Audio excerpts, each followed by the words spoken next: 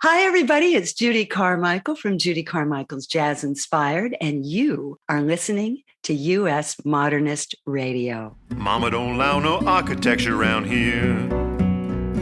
Mama don't allow no architecture around here. Oh, I don't care what Mama don't allow, gonna draw mine modern anyhow. Mama don't allow no architecture around here.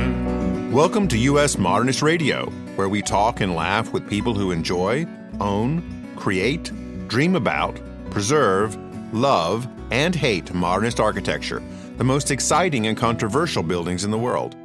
I'm packing up this week to head out to Palm Springs, California for Modernism Week, the Super Bowl of mid-century architecture.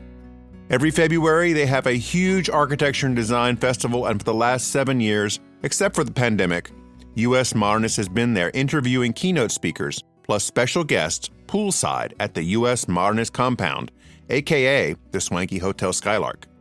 If you are into mid-century modern, like we are, Modernism Week is a joyous, all-you-can-view festival of modernist architecture, lectures, martinis, art galleries, shopping, nonprofit benefit events, more martinis, architecture documentary premieres, amazing parties at incredible houses, brilliantly curated tours, detailed art exhibits, and did I say martinis? Yeah.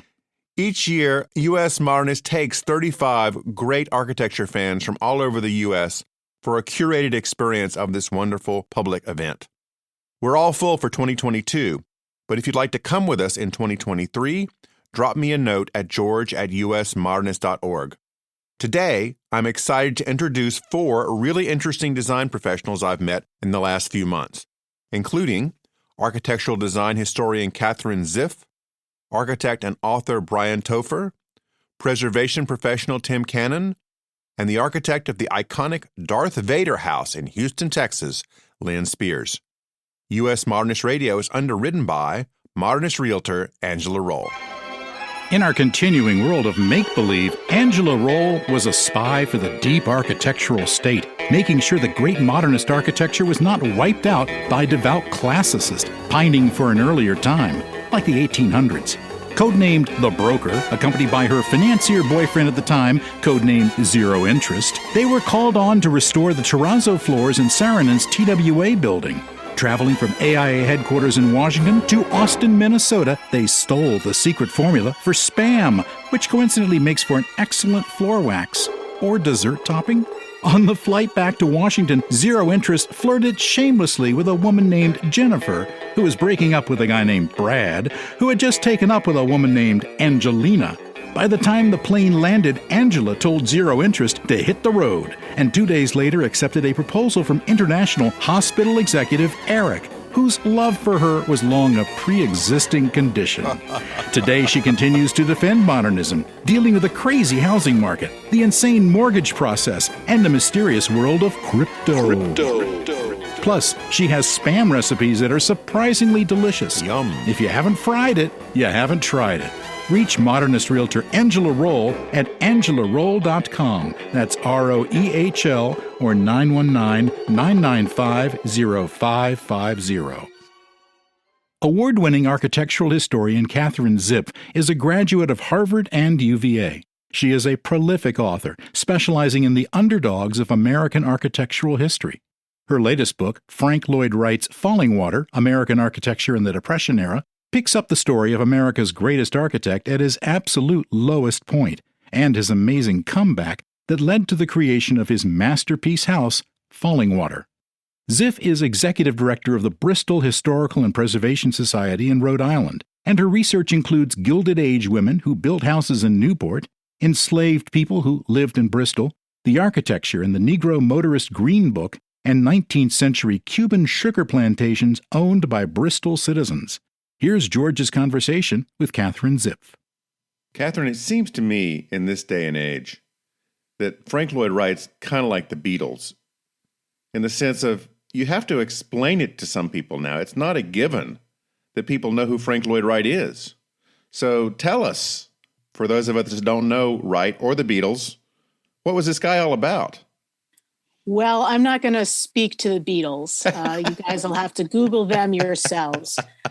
But I'm shocked to hear you say people don't know Frank Lloyd Wright. How can you not know Frank Lloyd Wright? He is arguably America's greatest architect, certainly the most famous and one of the most prolific, with something along the lines of 600 designs, 400 built buildings. His output is remarkable.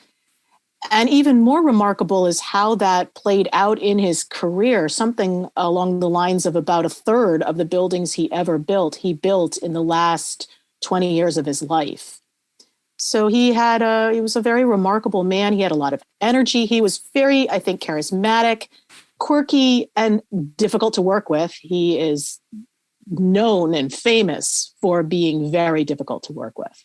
There's some great Mike Wallace interviews of Frank Lloyd Wright from the 50s, where Mike Wallace, of course, is chain smoking, and Wright is telling everyone how great he is. Yes, arrogance would go well. That's a good adjective to use for Wright. He thought very highly of himself, and he liked clients who also thought very highly of him. And I write about this in the beginning of the book, that really I think it was his self-confidence that gets him through some of just the worst things that anybody could really ever have to go through. His real firm believer in himself and how he lived. There are many criticisms that you could offer of Wright and of his buildings, and many people do offer them still of Wright and his buildings. But I think one that you can't say about him with any sense of accuracy is that he was a hypocrite. He was not a hypocrite. He lived exactly according to his own values, quirky as they may be. And he really kind of only asked the same of everybody else. And if that's arrogance, I guess that's arrogance. And in addition to being a well-known architect, he also started a very famous school for architecture. He did. And he did that in the middle of the Depression, largely because he did not have any other real building going on. He founded the Taliesin Fellowship. And he did this. The circumstances around that are really interesting. There's some new scholarship out there on that. He had made contact with a fellow from Europe named Wijeveld, who was working with him on Wright had an exhibit that had traveled in Europe, and Wijeveld was the contact for that. And Wijeveld had these ideas about a fellowship, a kind of a living, working, sort of a medieval guild type of situation.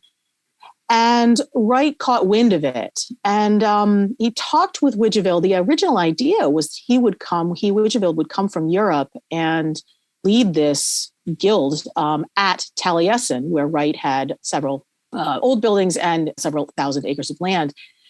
And then the tide turns and Wright rethinks it in a way that is a little, it's a little out of, you can't quite put your finger on what Wright's thinking, and nobody really wrote it down. Wright did not write this particular thing down, but he kind of double crosses Wijeveld and steals the idea and turns it into something different, where it really became less of a commune, which is what Wijeveld had in mind, and more of a master apprentice, which is, of course, what Wright had in mind.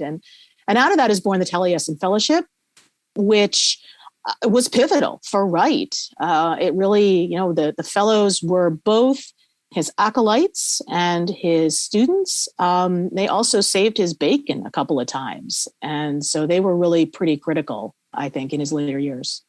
Now, Taliesin has been going through a lot of change, too. Recently, they've moved right to the Arcosanti campus in Phoenix.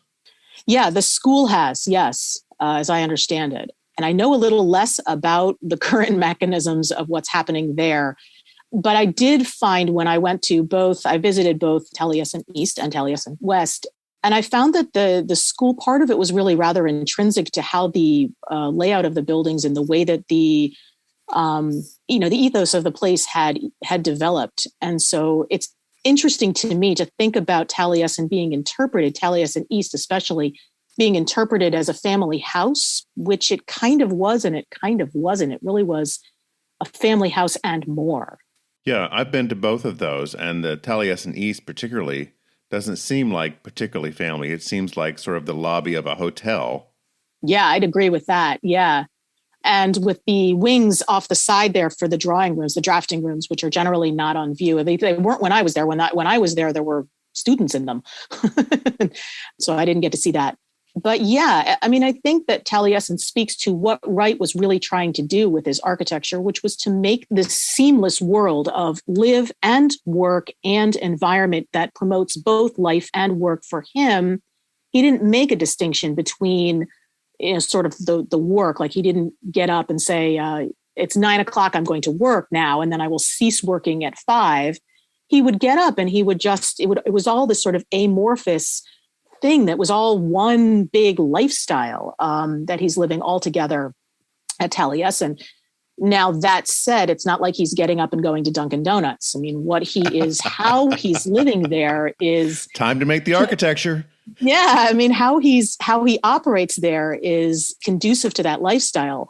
And so when he gets impatient with clients that can't live that way, it's really somewhat, unfair on his part to do that.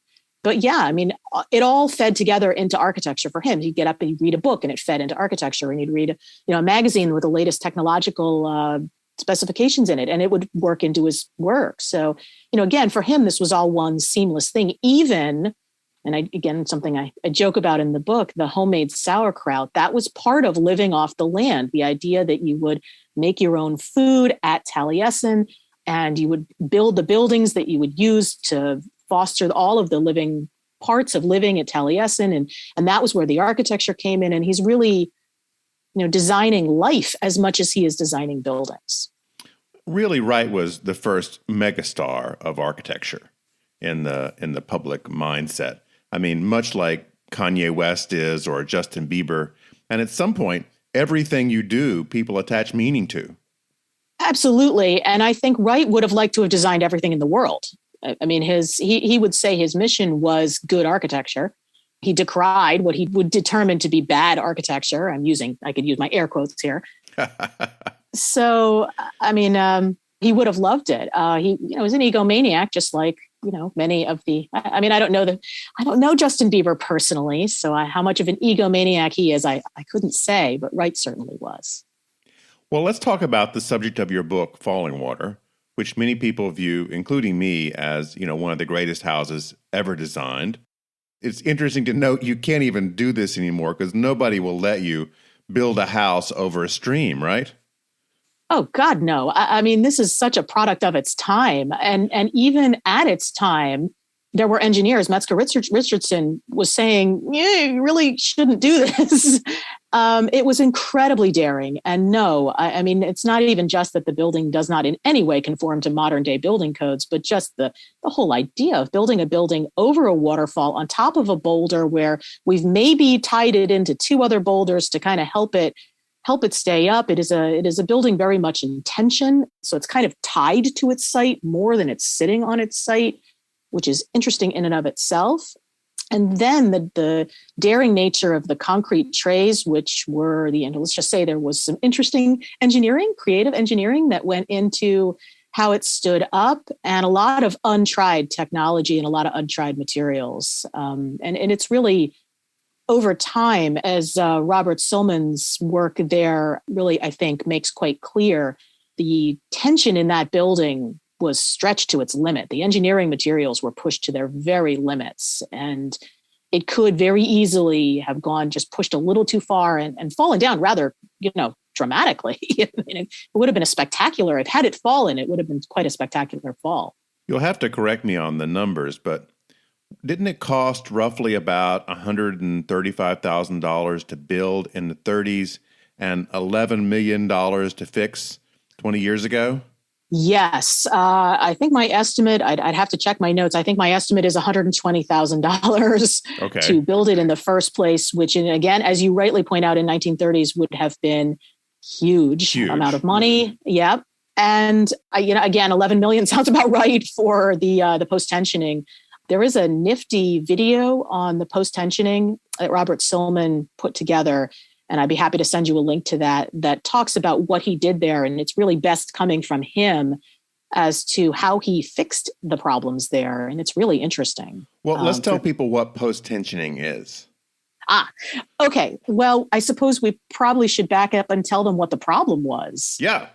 Yeah. Okay. So many people probably saw the headlines in the 90s, Fallingwater is falling down. And On the first time that I saw Fallingwater, my husband and I drove through on a cross-country trip.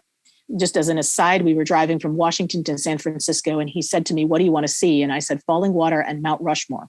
Nice. So close together, too. Really? Yes. And everything else in the middle was up for debate. But those two things, which we did indeed do. So we saw Fallingwater. And at the time, there was scaffolding propping the lowest tray up. And my husband's picture of that is in the book, just to refresh everybody's memory of what that looked like, because that was there for many, many years. The concrete was cracking, and it had always cracked, but it was really cracking in a new way. And Linda Wagner from Fallingwater had contacted Robert Silman, who's just about the most crackerjack engineer you've ever seen. I was really very impressed to read his story about how he analyzed what was going on. What they determined was that the steel bars had been insufficient. The trays consist of steel bars running, it's like an upside down egg carton. Okay. The steel bars run along the bottom, and the solid part of the egg carton is the flooring above that. And all of it is encased in concrete. And there was insufficient steel in the trays, particularly the lowest tray. And what was happening was that the concrete was pulling the difference of the load and was starting to fail, because concrete will fail over time. And so Silman is the one who diagnosed the problem and figured out the solution, which was to create post-tensioning cables along the, I think he created a whole new system, but basically they paralleled where the steel was in the tray. What he did was interesting. Post-tensioning is cables that are in deep tension. And so he formulated a grid, if you will, inside the first tray. They took the flooring up, marked it all. There was plywood underneath, and they exposed the steel beams and the concrete beams along with them. And on either side, they fashioned a set of 13 cables that were anchored at one end and stuck out the end of the tray in the other. So the tray that she's referring to, it'll help people to start Googling Fallingwater. Because yes. This is basically big terraces of the building that are somewhat outdoors and somewhat indoors. There are multiple ones of these that are throughout the house. And they had to take up the flooring of some of these and go down into it so they could basically pull this thing together with steel cables and bind it back into the rock. I mean, just imagine that you were pulling together a first grade project with some paste and some popsicle sticks, and your creation was falling over because your paste wasn't working so well. Now imagine that costs $11 million and it's a house, and that's what we're talking about here. Yeah, and it's not just any house, by the way. It's Fallingwater. I mean, the only other houses I could think of that would be more terrifying to work on in this way, maybe Monticello, maybe the White House. I mean, it doesn't get a house that's much more important. And Silman talked about that, about how nervous he was about, mucking with one of the greatest American houses of all time. And if it didn't work, oh my God. But it did. And so what he did was he put these cables in, and the ends of the cables stuck out the edge of the terrace there, so on the outside. And he got and there's lots of team here. So many, many people are involved in this. But essentially what they did was they pulled on the cables hard enough to create so that the cables are essentially pulling the tray upwards. Mm-hmm. And then they kind of cap them off, and then they repair the concrete tray. So inside Fallingwater, you should now feel very comfortable visiting Fallingwater, because it is rock solid and it is not going to fall down. All the scaffolding has been removed. And so inside are some sets, I think there are 8 sets of post-tensioning cables holding that building up. And it's really pretty cool. So before the fix was in, was it like tilting? Were these level trays tilting like the Tower of Pisa?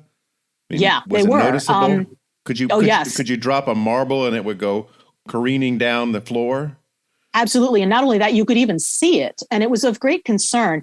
You could raise question over Wright's, how good Wright was as an engineer. He was really not an engineer. He relied on his engineers back at Taliesin. And they were calculating the loads and how this was going to work. And it was all being translated back and forth between Taliesin and Bear Run. And so there were a lot of issues with delayed information, or Bob Mosher, who was the Taliesin fellow who was on the site, would say, pour something, and then Wright would change the design. So there was a lot of kind of making things up as they went along. But one of the real kind of rookie mistakes that they did was they didn't correct for the deflection of the tray when they pulled the formwork out. You should, as Robert Solomons explains, again, very helpful guy in putting this book together, you should formwork your tray up a little bit. If you're going to cantilever your tray off a post, the edge of the cantilever, and that's the part that sticks out over the post, should go up a few inches, because what's going to happen is when you pull the formwork out, it's going to deflect downwards. And Wright didn't do that. So right off the bat, the first tray they pour sags a good 3 or 4 inches. And so it was never flat. Like, it was the first floor of Fallingwater. You could always run the marbles on it, because it was never flat to begin with. But over time, it started to deflect further and further with the steel being inadequate. So yeah, and you could see it. I mean, it was like some 8 inches.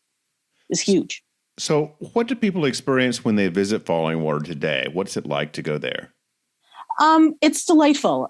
You walk in through the visitor center just the way you might have if you were visiting them. You kind of approach it from the wilderness, from the visitor center, but you walk through, it's a lovely rhododendrons and such, and you go over the bridge, then you're usually met by your tour guide, and they take you through. And it's a wonderful experience. I mean, it's a wonderful building. Wright was absolutely correct in all that he was thinking about putting that building together. The inside-outside quality of it is really remarkable. He just nails it. Charmingly, it does still leak even today. And when I went, maybe 2 or 3 years ago now. Isn't it great when leaks become charming? Charming, yeah. Yes. The guide rather proudly said, I think there were only 11 leaks that day. Right? And Wright's buildings are famous for leaking. That's a good story. Herbert Johnson, he commissioned the S.C. Johnson Wax Company from Wright, and also a house. And we can talk about that too, because Wingspread is one of the few houses of Wright that I went into that I just genuinely hated. But that also leaked. And Herbert Johnson was throwing a dinner party one time, and it's raining as all cats and dogs, and it's leaking literally right on the dining room table. And he's so angry, and here he is embarrassed in front of his guests. He calls up Wright and he says, "Frank, it's leaking I'm getting wet at my dining room table." And Wright says, "Tim, just move your chair." Right? It's a good story. But Wright's buildings were known for leaking and many other flaws. Did Wright ever go to therapy, as far as you know? I don't think so. My guess would be he didn't think he would have needed it, but I don't know. I don't. Well, you were part of a very fun book about the analysis of Peanuts, and I'm wondering what would happen if Frank Lloyd Wright went to see Lucy as the therapist. Oh, you've done your homework. I love that. I wrote a fabulous and really fun article about Lucy's psychiatric booth, Lucy Van Pelt's psychiatric booth as a gendered space, and whether Lucy was a feminist, which I think she was. And the best part about that project was I got to read every single one of the Peanuts strips in order. They're all published in case anybody's looking. There are 25 volumes covering 2 years each. Charles Schultz wrote that script. He designed the comic for 50 years. And it's a really fun evolution, because you do watch these characters that don't grow old and counter new times, and the cultural context changes. So Lucy was a lot of fun because she really did change a lot. What would Lucy have said to Wright? Eat a peanut butter sandwich folded over, 5 cents, please. That's what she would have said to Wright. But Wright would not have he didn't have the angst that Charlie Brown had. Wright was a very self-confident man. And I think he would have been in general, he was baffled that people didn't see it his way. And, why on earth would he have to go and see a psychiatrist? The book is Frank Lloyd Wright's Fallingwater, American Architecture in the Depression Era. Thanks, Catherine. This has been fun. Thanks, George. I've had a blast. That was George chatting with Frank Lloyd Wright author Catherine Zipf. Bryan Toepfer graduated in architecture from UMass Amherst and started his own firm, Toepfer Architecture. No surprise, he quickly found there was a great need to educate his clients about the architect's role in the building process. The average person really doesn't know what an architect does or why hiring one can make sense. To that end, he started a blog titled, What the Hell is Architecture? He is the author of Contractors Cannot Build Your House, How to Save Money and Stay on Schedule When Building Your Home. He's also the author of 6 Months Now, Architect for Life, a guide on passing the architectural registration exams. And now, here's George and Bryan. Your new book is Contractors Cannot Build Your House. Couldn't it also be called Contractors Cannot Design Your House? Absolutely. It's a wonderful step-by-step explanation of the whole design and build process for people that are doing this for the first time. Well, thank you. That means a lot. It's a huge topic, and there's 10,000 other questions I didn't feel like I could get to, but that's good to hear. When people are thinking about building a house for the first time, what are their initial questions? What do they come to you with right out of the box and ask? 9 out of 10 people have very over-encompassing, just a very vague question of, we have no idea where to even begin. And that's not a failing on anyone's part. That's kind of just how complicated the industry is and the fact that there's not as much resources out there as there should be. So I very often am asked, how do we even go about doing this? Because they're not even sure how they go about talking to a contractor or an architect or the town. So that's the question I actually get the most. Do people generally have their land already when they come to you? To be honest, no. I am a smaller scale firm. I do mostly residential. Only about half of the people that talk to me were even aware of the fact that, they have to kind of lock down their property before they even start this process. So how do you keep them motivated? Because I know architects tell me that they get this same sort of phenomenon. People come to them without a piece of property, right, but they still are excited and engaged and want to talk about their dream house. Yes. So what happens often, and it isn't ideal, is that we are able to start designing. And of course, no building can be designed and then plopped onto any piece of property. There needs to be some kind of thought to it. But that initial design exploration, even just some kind of graphics and visualization, does help clients to instantly see it a little more. So they are, at least in my experience, much more motivated to make that plunge into committing to property. What motivated you to write the book? It seems like you've probably gone through some hard knocks with people and maybe one day decided to just put your wisdom down in one place. Yeah, that's absolutely correct. When I started my firm, the first 6 months, I had been having the same conversation with multiple people a week, which was great. But at some point, I would jotted everything down. And so I just had an outline of repeated questions. And after hearing the same question multiple times, I did start looking on the internet, because I guess I made the assumption that many probably mistakenly make, that all the resources out there. And so you can quickly Google questions clients are having, and it's a little scary, the answers that are being provided on the internet. And I'm sure that's not just unique to architects, but so after having these conversations enough, it was finally the motivation for me to put it down into some formal format, which I was then able to give to clients I meet with even to this day, which helps a lot. Do you use this book as a marketing piece when people come into your office? Yeah, absolutely. This is not a term I coined, another author, kind of the idea of a much bigger business card. Oh, yeah, sure. I give it to every client, and I will say, of course, my proposal acceptance rates have gone up significantly, and most of the clients are willing to admit that they didn't even read it. They might have gotten a few pages in. So yes, there's, like I said, there's a lot of questions I answer in there. There's also the fact that a lot of people do look at it as a form of credibility, it would seem. Absolutely.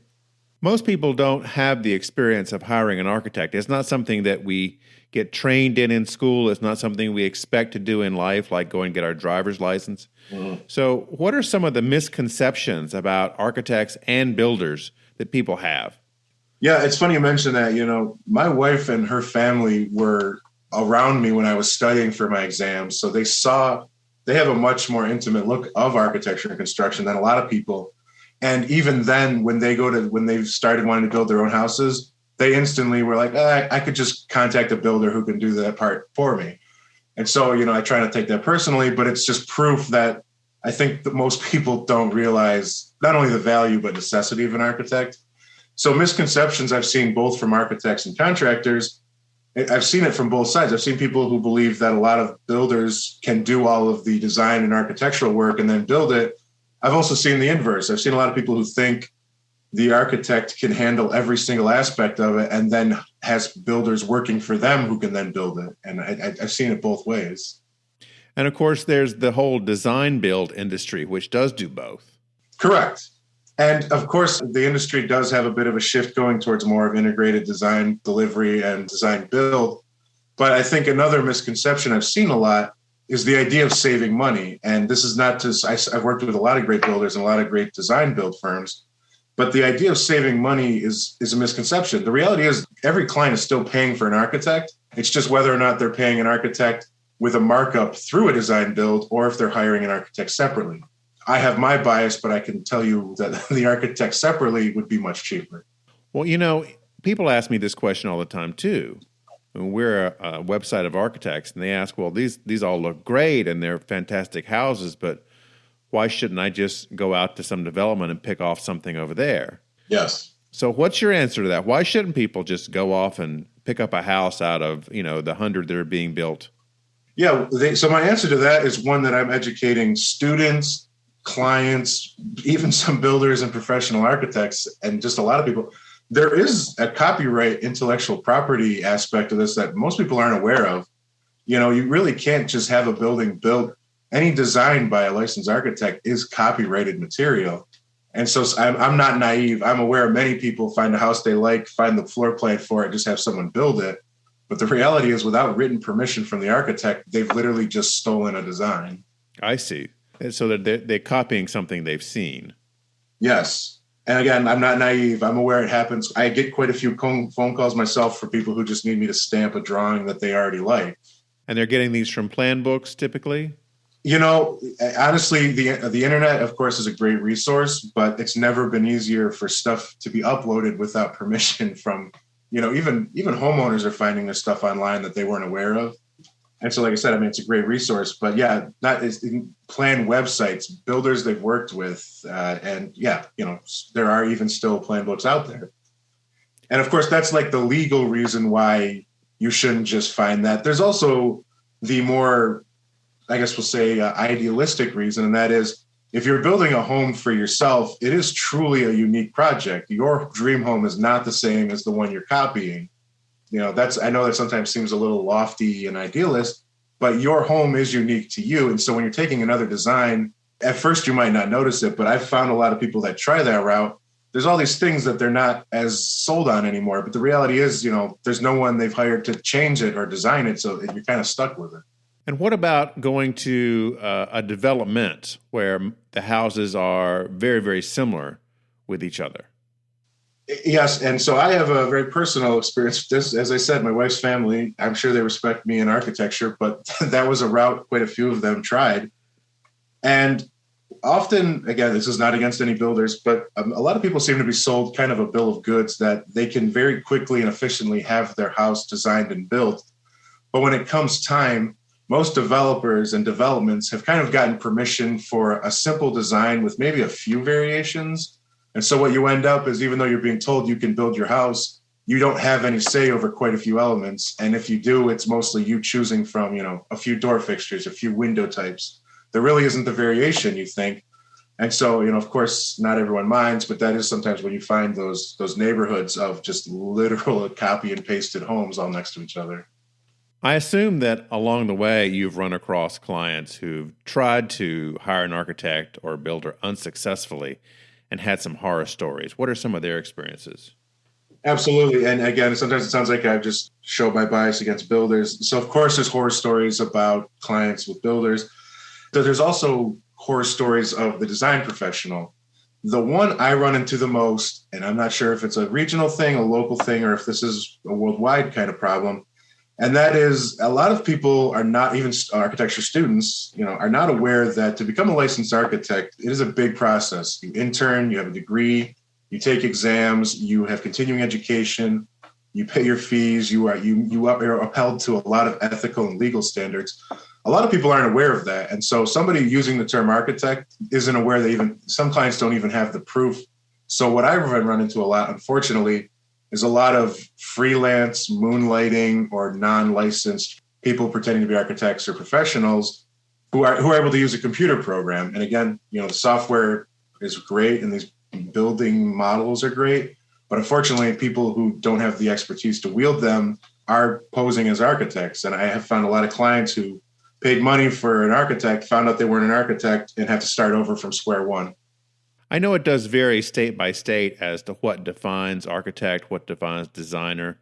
For instance, in North Carolina, anyone can design a house basically for anyone else without any special certification, but that's not true in all states.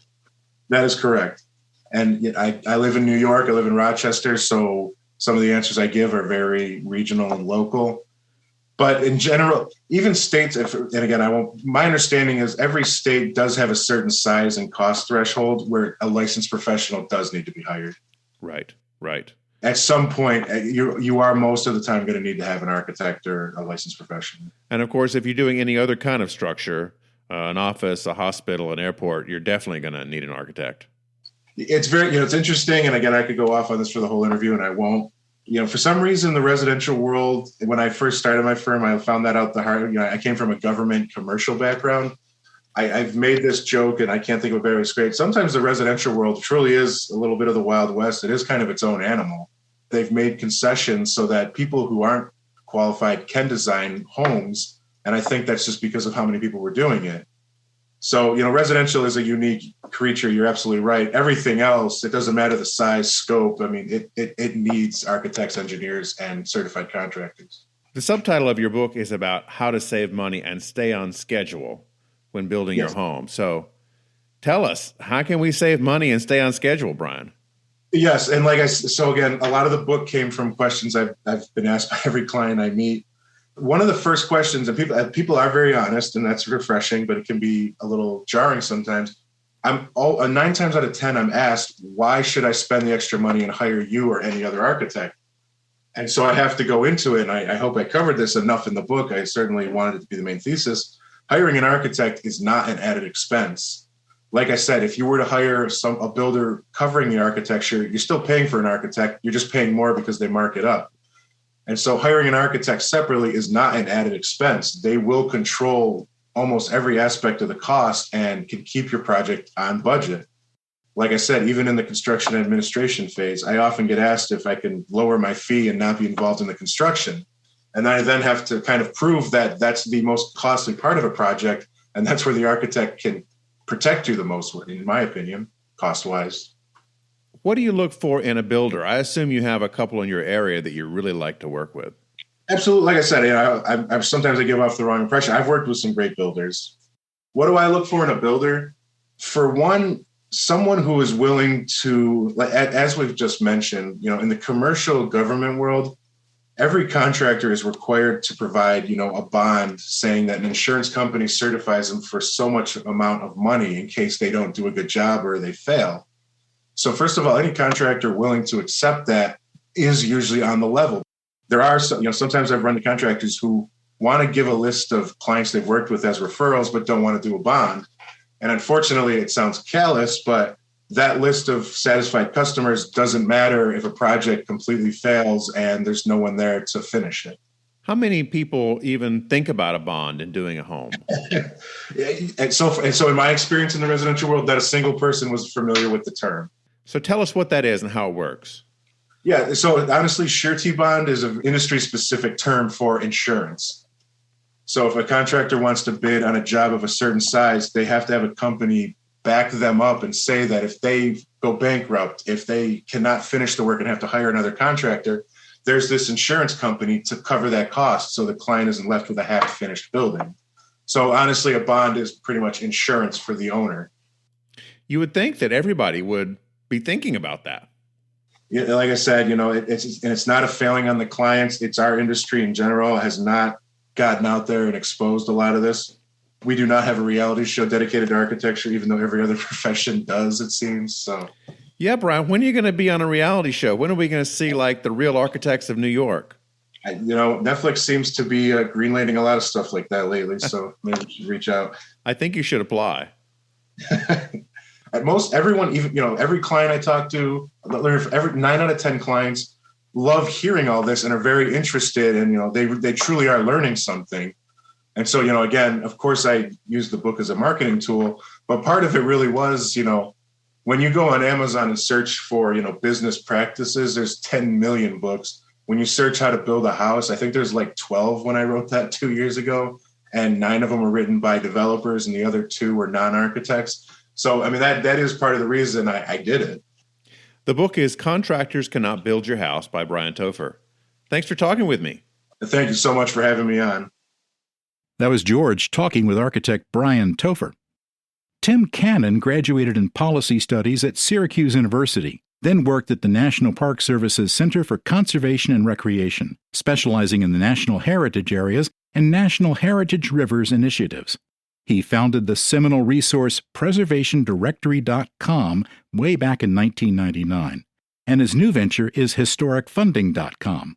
And now here's Tim's conversation with George Smart. We're going to be talking about HistoricFunding.com in a second. But Tim, first, I want to ask you about PreservationDirectory.com, which has been around a long time. Sure. Yeah. We launched it, I think, in 1999, 2000. That's sort of when we were planning it. And it's funny because it was before Google, or right around the time that Google was just coming online. Yahoo was pretty new. So it was really the directory was the sort of focus for it, because at that point there wasn't a lot of information. There was information out there, but it was, all over the place. Like I said, the search engines were just getting going. So it was an attempt to sort of bring together all the different aspects of cultural resource management with a focus on historic preservation. It started with just posting events, press releases, job listings, literally a directory of all the different historical societies, museums, everything associated with historic preservation, and just sort of grew from there as originally just a directory. If you were interested in, finding your historical society, you could go on there and do that. And obviously, as the search engines have improved, that's not as important. You can Google now, your local historical society, but we have funding information on there, press releases. There's a publications area with, legislation and different publications that the National Park Service has put together. So it's sort of a clearinghouse of information for historic preservation. Yeah, it's been over 20 years now. What possessed you to start it?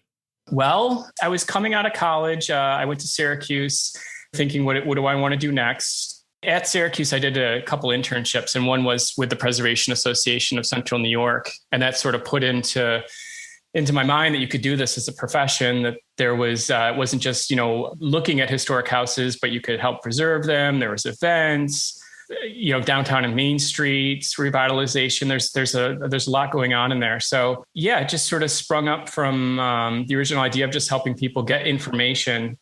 Who is my historical society? What is a state historic preservation office? What do they do? How do I put a home in the National Register? Who do I talk to? And that's what I've helped people over the years do that. I get the question of, I have this project, this problem, this idea. Who do I go to for it? Who's got money? What's an organization that would be able to help? And that's what I spend a lot of time doing. And a lot of that is phone calls and emails. People contact me directly, and I'll put them in touch with the right person, get them going. So are you a nonprofit yourself? No, it's always been, I think it's been sort of seen as a sort of a quasi nonprofit. I mean, it's a private business, but, I help listing all the historical societies, promoting their events, putting their job listings on, and there's no cost for any of that. So a lot of the nonprofits link to me. I've got about 800 websites that link to us right now. So it is a private business, but sort of seen, I think, as not a nonprofit, but a site that can really help. And a lot of the services are free. So there's no cost for them to post their events, their press releases, their job listings, to post their organization's information. All that's for free. So it's built some really good relationships over the years as well, because many of the nonprofits, the historical societies, museums, they use us regularly to promote their events, promote their job listings, keep their information current, their phone number, website, and all that. So I work with a lot of them informally. It's really an incredible resource. I mean, I've heard of it for a long time, since before we started. Oh, thanks. Yeah. And I'm excited to hear about your new site, HistoricFunding.com.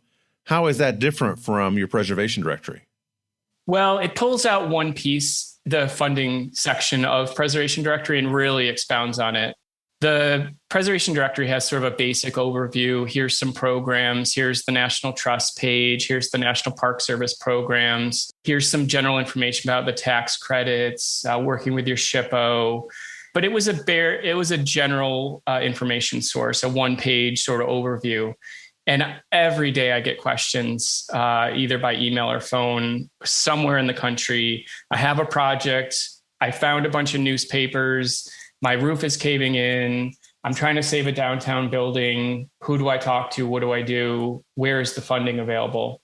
And I got frustrated just sort of sending them to their state historic preservation office. There's a couple other resources that I would send them to. If it was a specific project, let's say a church, there's resources specific for that. But I felt like I was sort of sending them off, not with an answer, but here's some possibilities. Here's some places that you might want to talk to. But I wasn't really sure what was going to be the outcome. And I really felt that it was a little lacking as far as if I really want to help as many people as I can, I want to be able to send them somewhere where I've already gone and done most of the research so that, if it's not in the database, it may exist, but I've really done the best job I can to pull everything together so that whether you're looking for architecture funding, historic preservation, downtown commercial revitalization, we also have programs for the arts, the humanities, archaeology, cultural resources, museums, libraries, archives. So there's quite a bit more on there than just historic preservation. And I think as I started to build it, I realized that at first it was just going to be historic preservation. But there's a lot, within the field of cultural resource management, which historic preservation is part of.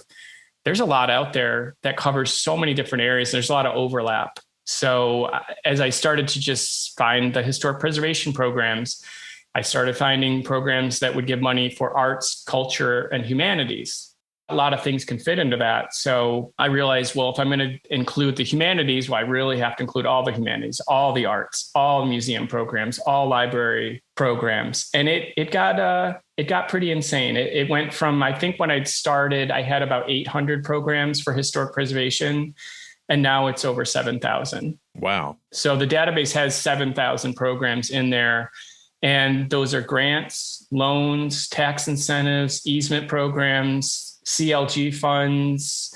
And then there's also work training and educational programs. So there's scholarships, internships, fellowships, apprenticeships, residency programs. And those are I'm going to be increasing the work training over the next couple months. I've got a couple thousand more programs to add. And those are mostly apprenticeships and fellowships and internships. So I have to ask, Tim, so how do you keep all that current? Because these programs change all the time. Sure. Well, one of the really cool things that my web developer who actually built Preservation Directory, and as an aside, we're going to be redoing Preservation Directory this year in 2022. We're going to be revamping that. He actually built a tool that scans my website every 3 days. So it'll scan every single program to let me know if the website isn't working, if there's an issue with it, and it flags them. And then I can sort them in an area on the back end of the website. And I can go through and make sure that the programs are up to date. And the first time that I did that, because some of the programs had been in there for a year or two as I was building the database, the first scan came back as 800 programs. There was something wrong with them. So I spent 4 or 5 days just going through 800 websites, just checking them, finding if the website was still valid, why did it move? And I'd say about 90% they just moved. So the program still exists. Their webmaster decided to put it somewhere else, to shift it around, to send it to another area of their website, which you can imagine is pretty frustrating. But that tool allows me to keep it very up to date. So once a month, I'm going through and making sure every website is valid, that it works. If it's not, then I'm doing additional research to find out if the program still exists. Did it change? Is it just not funded for this year? And, it's never going to be 100% perfect. There's going to be programs that just aren't there anymore. They've changed or they've taken a year off. But what the results give you is all the program information, contact information, phone, email, website. So you can go and you can check out as a user to see if the program still exists. And then certainly let us know and we'll update it. But that tool really does help us keep it as current as possible, realizing that It's never going to be 100%, but it's going to be pretty darn close. Well, let's talk about architecture specifically. So for Sure. the typical mid-century modern architecture homeowner, what specific resources should people know about? Give me a couple of examples. The National Trust has a slew of programs, the National Park Service.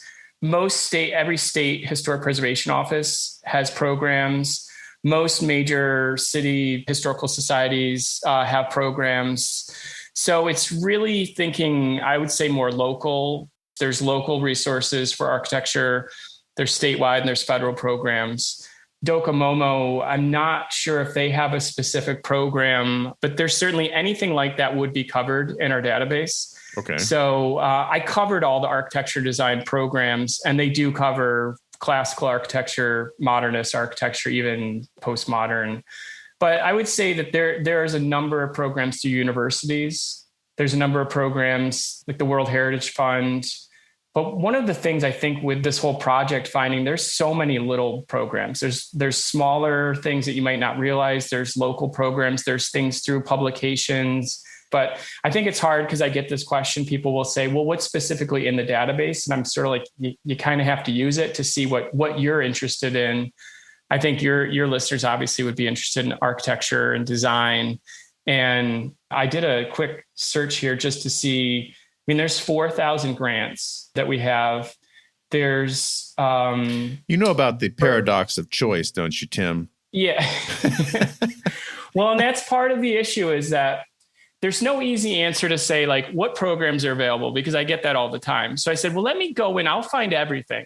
And it'll be in that database, but I'm not going to know every single program that's in that database. I know. And I'm not trying to put you on the spot, but telling somebody that there are thousands of options doesn't really give them sort of a place to start. Where do you take a newbie, somebody who's just bought a house and is trying to find out about it? What is a good general place for them to find out about?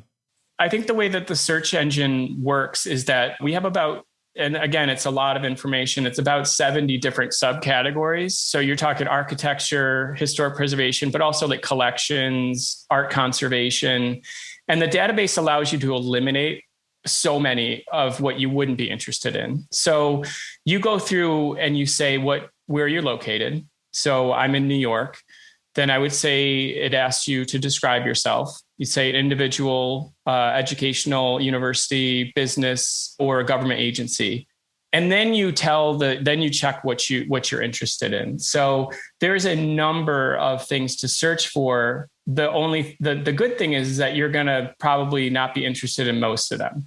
So I would say for the average person is probably going to be looking for grants, and they can scroll down to the grants little section here. And within grants, there's architecture and design. There's home repair and rehab.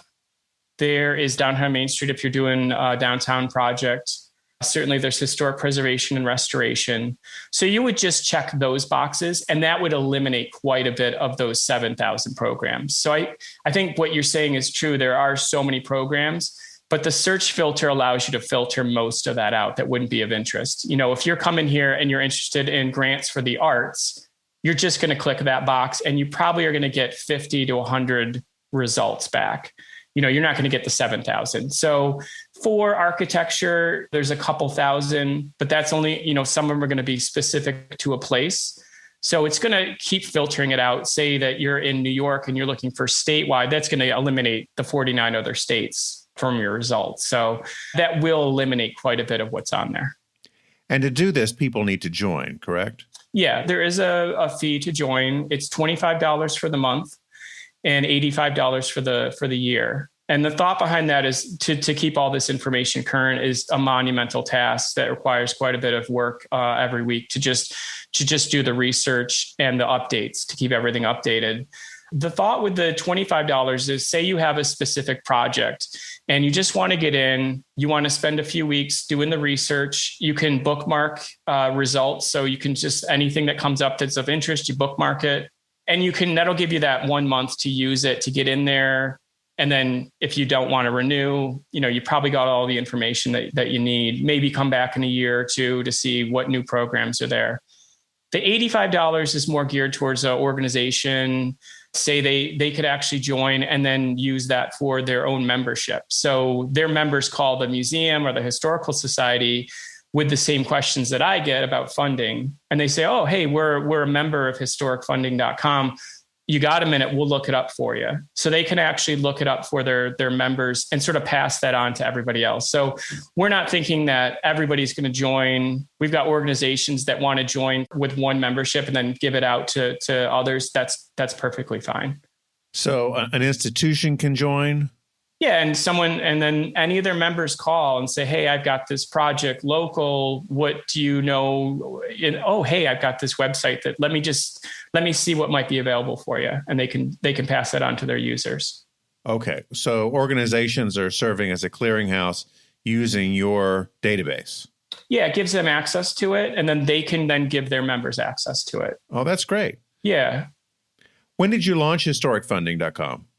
Well, it started in mid-August of 2021, and we worked on it pretty steadily for about 2 years. That's when the original plan was submitted to the web developer, and have been working on it for a few years before that. So it goes back 3-4 years of the idea stage, sort of brainstorming, pulling this together, but it's gone through many different iterations. And it started as just historic preservation, and then it just expanded to really cover all of cultural resource management.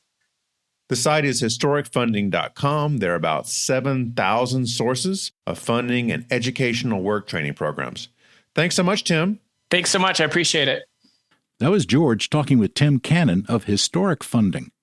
Lynn Spears was born in southwestern Iowa and trained at Iowa State University and Harvard's Graduate School of Design. Now retired, she was a registered architect in Texas and North Carolina, working for Herbert Lewis Cruz Blunk, Smith Sennett Associates, O'Brien Atkins, and Shostak Design. Frank Harmon, who you've heard many times on this show, calls Spears one of the best architects in North Carolina. She was an assistant professor at North Carolina State's College of Design, and she lives in Durham, North Carolina, where she writes, plays bluegrass, and does graphic design. She's also the architect of an impossible-to-miss Houston icon, the Darth Vader House. And now, George's conversation with Lynn. There are a lot of great architecture firms in North Carolina. Shostak Design, O'Brien Atkins, Smith Sennett, and they do great projects. I've come across these firms innumerable times, and I began to notice that one name seemed to pop up all the time in different firms. It was a little bit like Forrest Gump, but with an architecture degree. And that name was Lynn Spears. Hi, Lynn. Hello, George. How are you doing today? Good. I am amazed at the breadth of work that you have been involved in. I mean, when I look at some of the major healthcare, airport research buildings around this area, there's you. Yeah, I've had great fortune. I think the Forrest Gump analogy is a pretty good one. I've been at least on the sidelines of a lot of pretty interesting buildings that have been created here in North Carolina, and of course also nationally. So it's been an interesting career. Frank Harmon told me he thinks you're one of the best architects in the state. Yeah, I know Frank keeps saying that, and I keep trying to discourage him from making that too widely known. But he's very kind and a wonderful gentleman and a great mentor to me. I first met Frank when I came to teach at NC State back in 1993. In fact, we shared an office together in the Matsumoto wing of the School of Design, now College of Design. And, Frank showed me the ropes of North Carolina, and I learned an extraordinary amount from him, certainly about the history of architecture in the state and about his own wonderful practice. So it was a great person to get to know right off the bat. Well, Lynn, tell me how you got attracted to architecture. Was it growing up, or was it something you just chose in college? My brother was an architect. He was 3 years ahead of me, and he and I both grew up on a farm in Iowa. I'm not sure how he got into it, but I saw what he had done. He'd attended Iowa State University, and I followed in his footsteps. And it just seemed like a logical thing for me to do. I had an aptitude for it. I could draw. I enjoyed the sciences, but I knew I really didn't have the math aptitude to become a scientist, nor did I have the artistic background to make a living as an artist. Architecture seemed to fit right in between those two extremes. And I had never looked back. And you went to Harvard? Yes, I graduated with my master's from there in 1981, and then went on and spent a number of years in Texas working for a bunch of interesting firms down there. My first job there was with Wilson Crane Anderson Reynolds, the designers of the Astrodome. Oh, really? Yeah. By the time I got there, they were all kind of old. They sat around mostly drinking coffee and telling war stories about the creation of the dome and all the problems they had with it. But it was an interesting firm. Later went on and worked with CRS Serene, Caudell Roll. Oh, the Scott. big firm, yes. And I met William Penna, of course, the famous developer of the programming methodology that they used. By the time I got there, Caudell and Rowlett had both passed, but Scott was there. And he was an interesting character, but that was a very enjoyable experience as well. Worked for a firm called Sobel Roth, which was a subsidiary of Emery Roth and Sons out of New York, the skyscraper firm that did Stubbins Citicorp, Working Drawing, sure, and also World Trade Center for Yamasaki. And so we were based in Houston, and we were trying to develop a similar practice in Southeast Asia. And so I spent a lot of time in my early years traveling to Thailand and Malaysia and Singapore, doing projects there. That must have been really exciting for you as a young architect.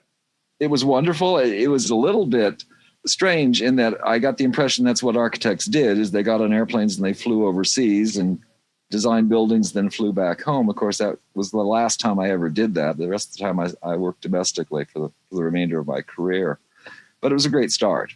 And I met a lot of interesting people. One day we flew over, and I was invited up to first class by my boss, and he invited me to sit down next to Paul Rudolph, who had moved his practice at that point to Southeast Asia. Oh, yeah, he was all over Hong Kong and Singapore by then. Exactly. And it was just exciting sitting down listening to him chat. Yeah, I mean, that's the kind of thing that you just dream about, right? That somebody invites you up to first class, and then there's a famous person there that you want to know more about. Oh, it was incredible. It was incredible. I've had a lot of experiences like that, well-known architects that I've run across and have shared time with. How did you get back to Iowa, where you were working on the AIA Iowa magazine? In 1986, I was just finishing up a project that we'll probably talk about a little bit later, which is the infamous Darth Vader House. And my kids were at an age where they needed to really find their way into a really good elementary school situation. We were concerned as a family about the school system in Texas in those days. And we decided we'd move back to Iowa, which was my home state, and let the kids enroll in better schools and also be closer to their grandparents. And so I got a job with Herbert Louis Cruzy Blanc in Des Moines, a really great Midwestern firm, and probably one of the best experiences I've ever had in my life in terms of a nurturing architectural practice. They were the 2001 AIA National Firm of the Year and had a powerful commitment to excellence in design. At that time, I was a pretty active member in the local AIA chapter and became a member of the board of directors for the Iowa Architect publication. And at some point, probably about 1990, 1991, they made me managing editor of the magazine. And I just did all the things that a managing editor does, which is mostly try to pay the bills. Sure. It's hard to run a magazine. It is. We had a circulation of about 5,000, 6,000 people. We did it quarterly. And I started out doing a lot of editing work for the magazine. There's a couple of things that are important to acknowledge about a publication of this sort. For one thing, there were several unwritten rules. Among them was that we never hired architects to write our articles, because as you can imagine, architects are not always the best writers in the world. So we would hire professional journalists who had daytime gigs, a regular job, but enjoyed the arts and had an interest in architecture and had some aptitude for it. And so we brought them in, and they would write 2,000-word article for us. We paid them almost nothing, about $100 per article, which was very little money for an awful lot of work. Yeah, it is. One of the problems that we would have, of course, was a writer would call up 2 days before our deadline and say, my my day job's really pressing me. I'm not going to be able to write this article for you. And I'm sorry, but that's just how things work. So I ended up writing. I started by default having to start writing, which I'd never done before. And it was trial by fire. I ended up writing a number of articles for the magazine over the course of the years and continued to do that actually after I returned to North Carolina. Charles Gwathmey had designed a building for the University of Iowa, a really nice educational building. And so I got a chance to interview him. And I'd never met him before. I knew him only by reputation. And I was a great admirer of his work, which always struck me as being, coolly elegant, wonderfully detailed. And I was expecting, when I got on the phone with him, to hear the voice of someone who represented that architecture. Turns out Gwathmey had this thick New Jersey accent. It sounded like I was speaking to a mobster. But we had a great conversation, wonderfully gracious gentleman. And I wrote the article, I sent it off to him. He wrote back and thanked me for it. So it was a really great experience, but it was completely unexpected when I got on the phone with him. The Iowa Architect did fairly well. I think it continues to do quite well in the years since. We weren't exactly Inland Architect, although we considered them a competitor to our publication. And it was recognized over the years. I think it got an achievement award from the AIA at some point for being the best publication in the nation in the year 2001, I believe. So we were a small operation, very low budget, but we tried to do really good work, and I think it showed.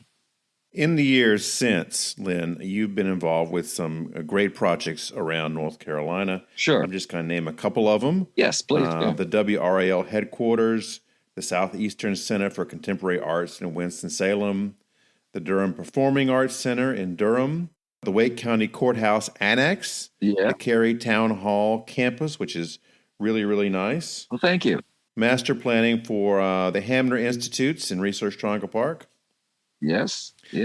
Now, I've got to add, certainly the stuff I did with Shostak, Phil was the force behind all of those works. You mentioned WRAL. I did programming for them, and it was a really great experience. But that project is really all Phil Shostak. Okay.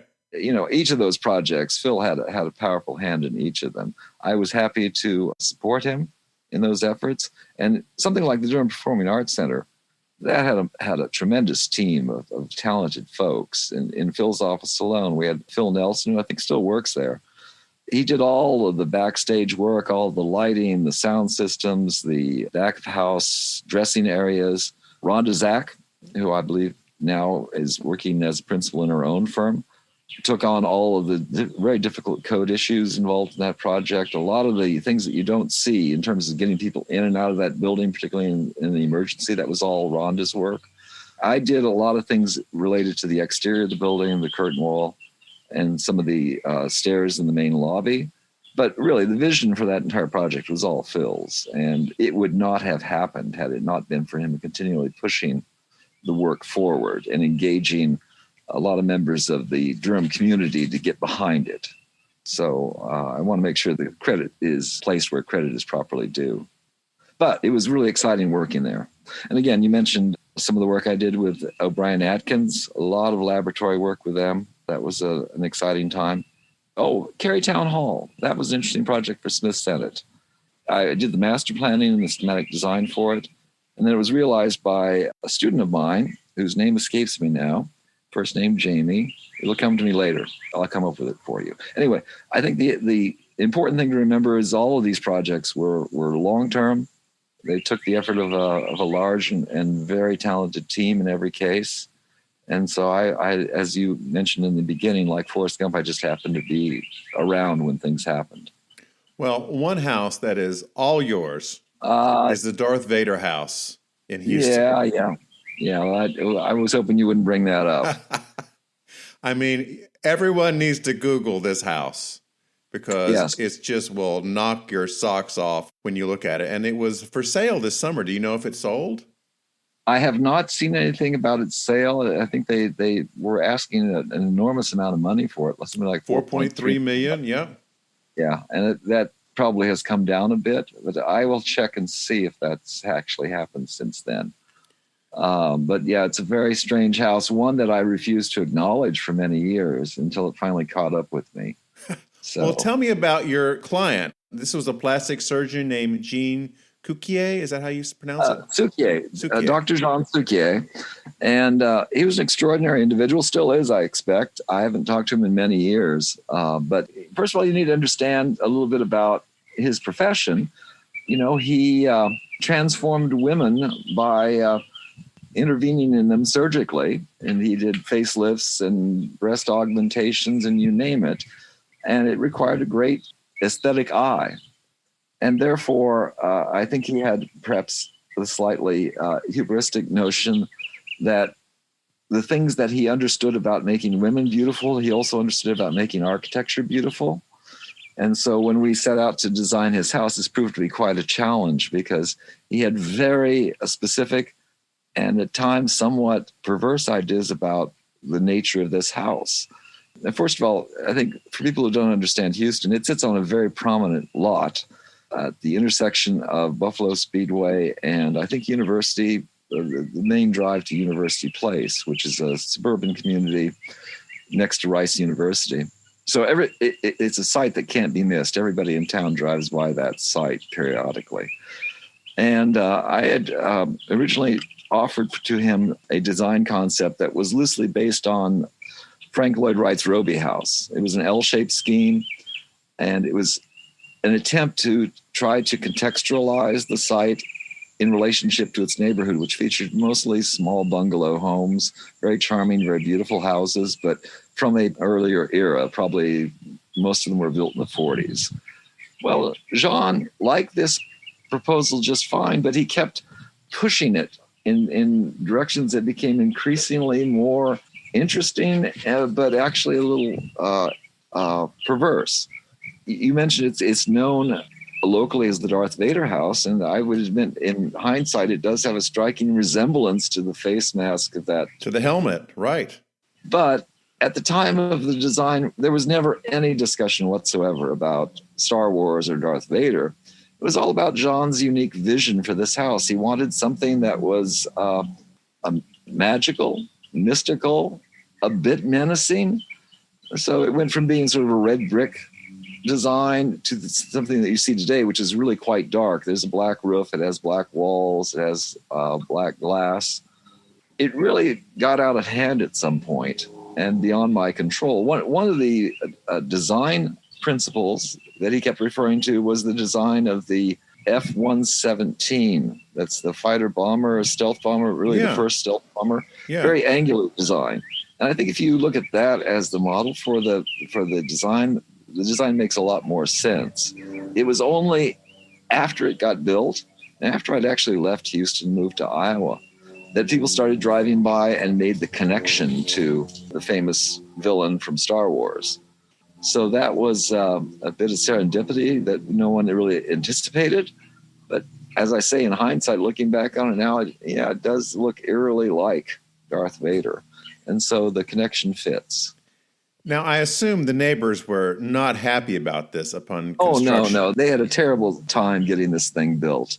The neighbors protested. And again, I had finished the construction documents for the building before I left for Iowa, but I was not there for any of the construction administration.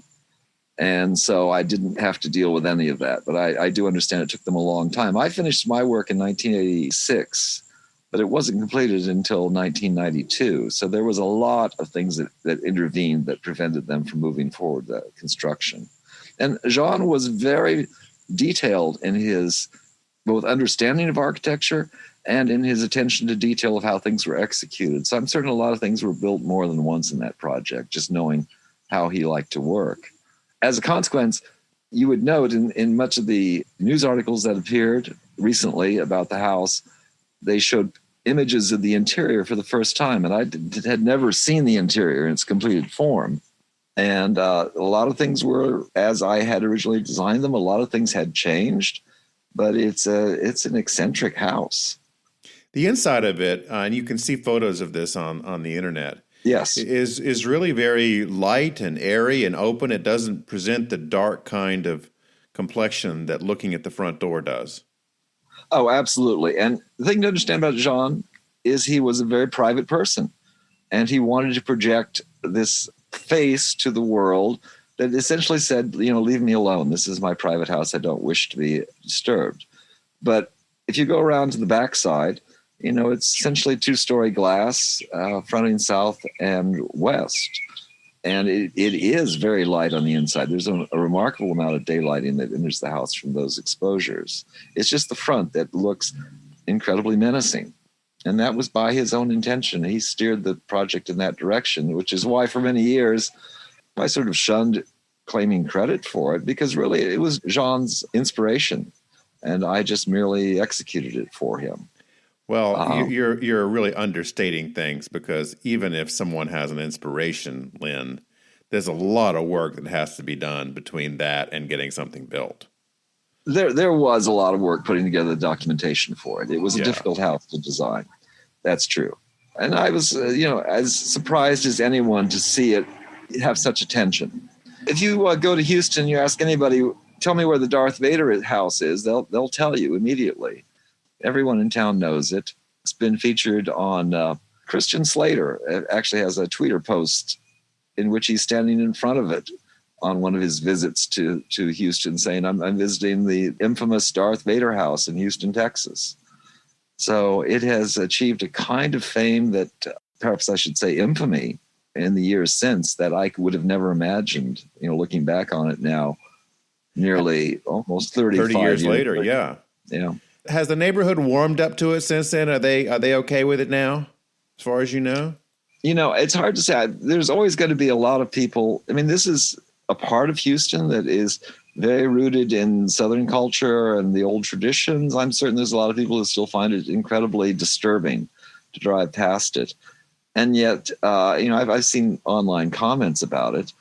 People are of one of two camps. They find it either fascinating and inexplicable and amazing, or people find it incredibly disturbing. So I would say that you're going to get opinions all across the board if you ask anyone down there about it now. As with most modern architecture, right? As with some, yes, indeed. Was this the only unusual house that you put together during your career? Because if you did this one, I can't wait to see what else you might have done. No, I don't think so. I tend to be much more contextual in my design work. In fact, if you were to go to Houston and wanted to see something of mine, I'd much prefer you went out to see Sweetwater Village. What is that? That's a mixed-use development project I did out there. It's got garden office space. It's got condominiums. It's got retail. It all surrounds an oxbow lake. Very pastoral, very calm. In fact, low-slung standing metal roofs. I think that's much more representative of the work I've done throughout my career. I've tended not to avoid things that had sort of notoriety of the Darth Vader house. That was just something that was a bit of an anomaly in my career. I think for the most part, most of my buildings sort of sit back and eschew being conspicuous about their presentation to the world. It's certainly been true of the laboratory work I've done, where the focus has always been on supporting the scientist's work and not necessarily on creating an architectural edifice that spoke too much about itself as opposed to the work that was going on inside. Well, you were very humble, Lynn, but I got to say, this is a spectacular house. Well, thank you. And if you want to drive by it, the address is 3201 University Boulevard in Houston, Texas. Don't knock on the door, respect the owner's privacy, or stormtroopers will come out. That's true. Very true. Thanks so much, Lynn, for talking with me. Well, thank you so much, George. It's been a great pleasure, and all the best to you and the best of luck as you continue working on the valuable work you do on behalf of modernist architecture. That was George talking with architect Lynn Spears. Thanks for listening. U.S. Modernist Radio is underwritten by modernist realtor Angela Roll.